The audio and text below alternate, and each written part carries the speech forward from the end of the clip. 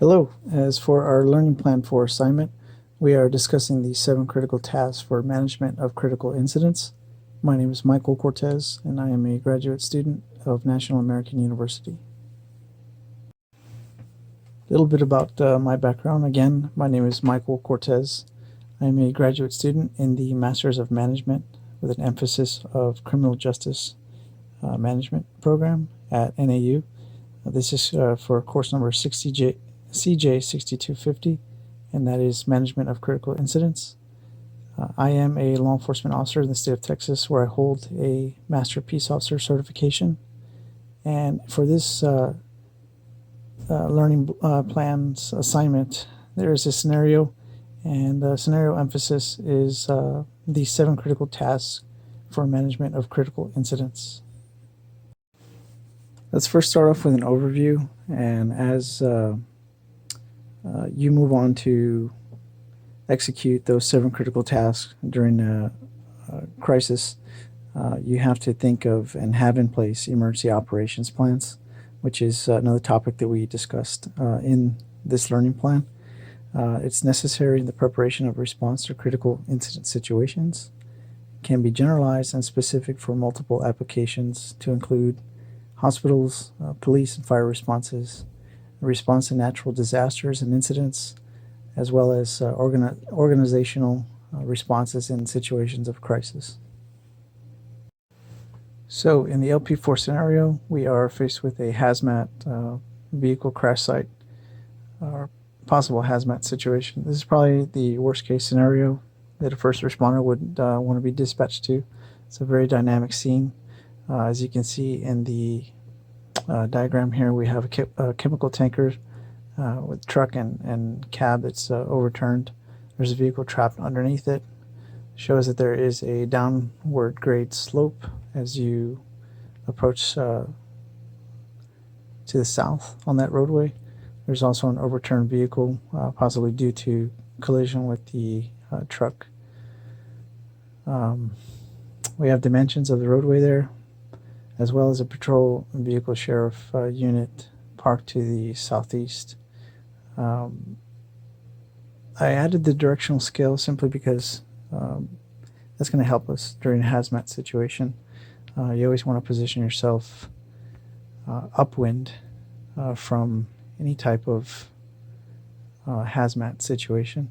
With the downward grade or the downward grade slope there, if I was the patrolman who was responding or who was first responder, would have maybe positioned it a little bit further north and further away from the chemical tanker area instead of being downwind and to the south. So it's essential for first responders, first responders, as well as incident commanders of critical incidents to accomplish these 7 critical tasks in which we will be identifying. It is said that the initial stages of response and to an incident's development are said to be the most crucial. Below listed are the identified 7 critical tasks to accomplish during a critical incident for safe and appropriate response.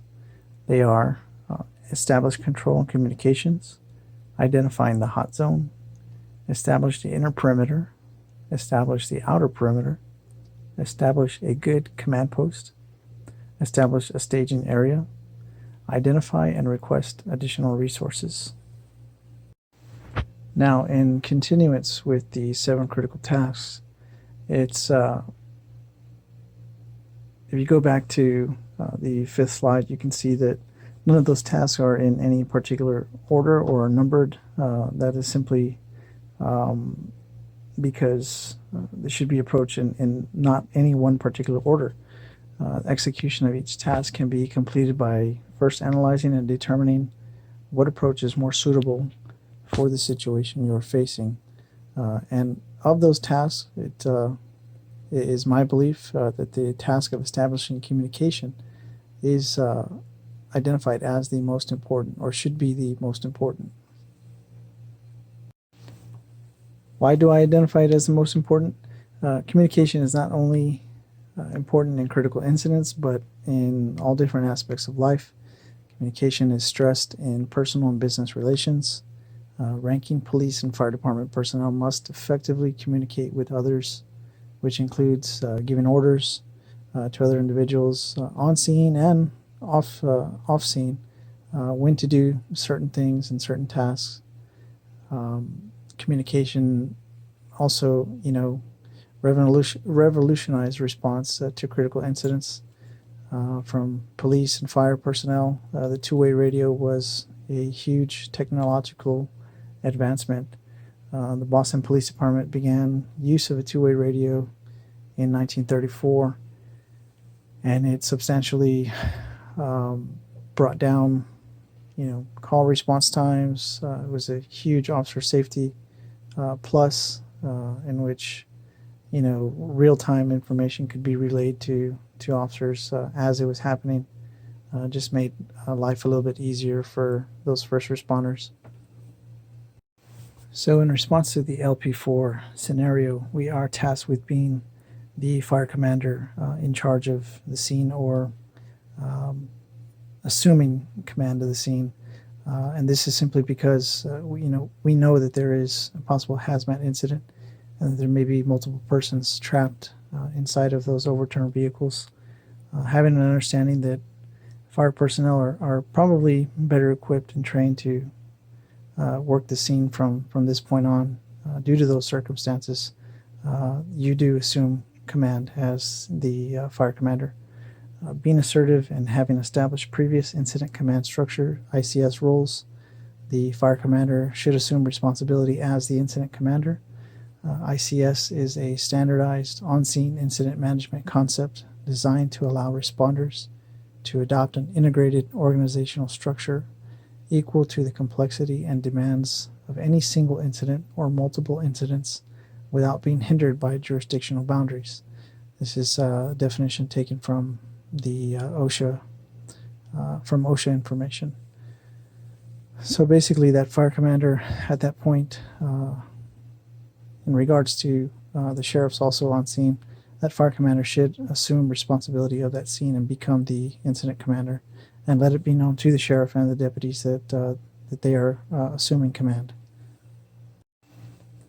So in continuation to the response to the scenario, we will first identify the hot zone and the inner perimeters. I have, you can see from the diagram, it's substantially shrunk down to those immediate areas surrounding either the vehicles in play or areas that need to be processed and searched, or of which assistance is needed. So that is your hot zone, that immediate area of actual working parts to the critical incident scene, as again, as it is depicted in the crop version of the original sketch. I identify the hot zone as the most critical areas where only trained professionals should be operating and part of.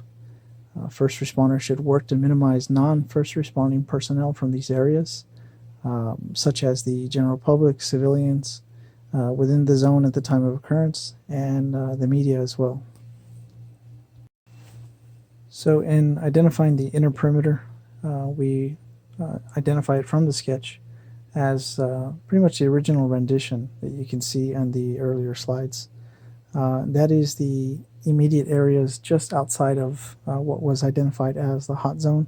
The inner perimeter allows for first responders to still effectively work the scene and allows incident commanders to establish other critical tasks, such as the outer perimeter areas and incident command post staging areas for response.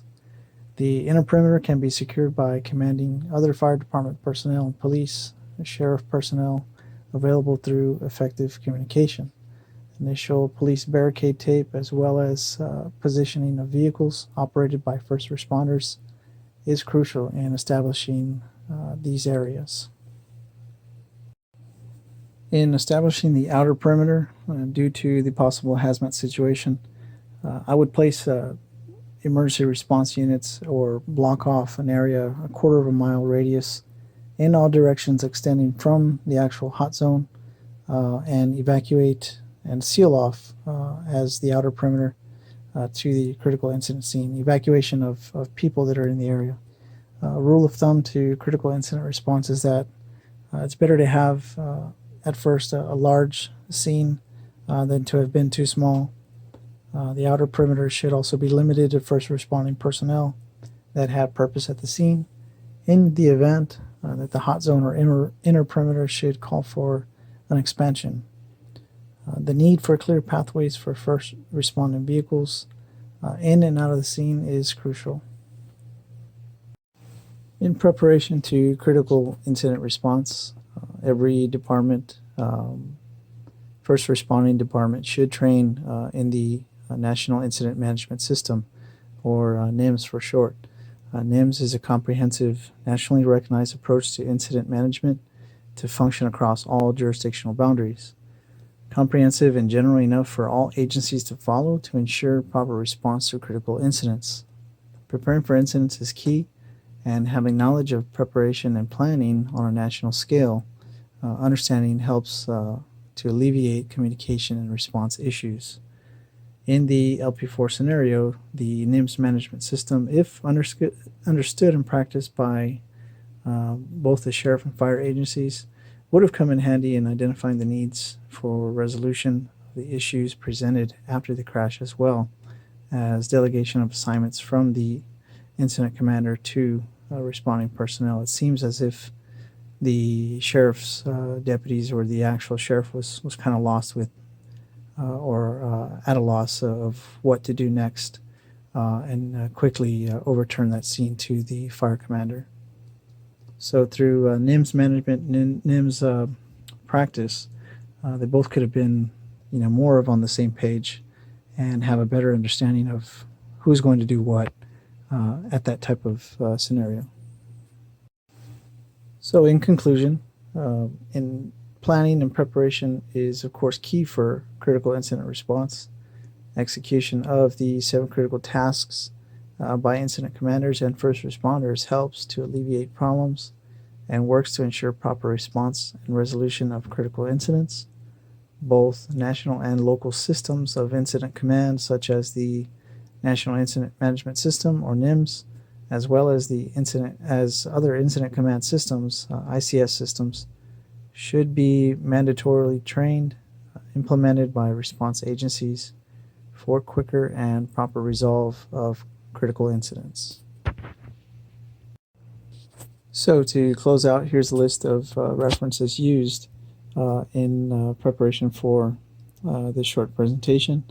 I want to thank you for the time taken to listen to my reasoning for the importance of execution of the 7 critical tasks during critical incident scenarios. Thank you.